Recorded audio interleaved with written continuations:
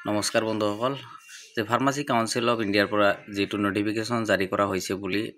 এটা ভুৱা প্ৰচাৰ লাইছে সেই ভুৱা প্ৰচাৰটো আমি কেনেকৈ মানে কম যে নোটিফিকেশনটো সম্পূৰ্ণৰূপে ভুৱা প্ৰথমতে আপুনি চাব এটো আমাৰ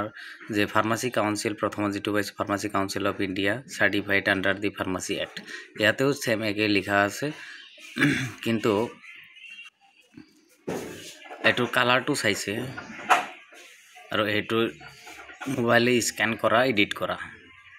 তাৰ পিছত লিখাখিনি ঠিকই আছে কিন্তু আপনি নোটিফিকেশনৰ যে চাব এটো নোটিফিকেশনত কি লিখা আছে নোটিফিকেশনত ইয়াতে চাব এইটো স্পেলিংটো চাব জুলাই এই জুলাই বানানটো সম্পূৰ্ণৰূপে ভুল হৈছে গতিকে প্ৰথম ভুলটো আমি উলিয়াই দিছো নেক্সট যে ইয়াতে আপুনি চাইছে ইয়াতে কি আছে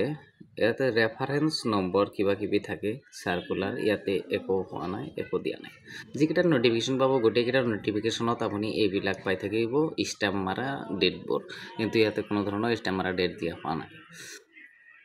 গতিকে এইবিলাক লৈ আপুনি ইমান শংকিত হৈ নাথাকিব কিন্তু যে পৰীক্ষাটো এক্সিট পৰীক্ষাটো হ'ব বুলি নিশ্চিত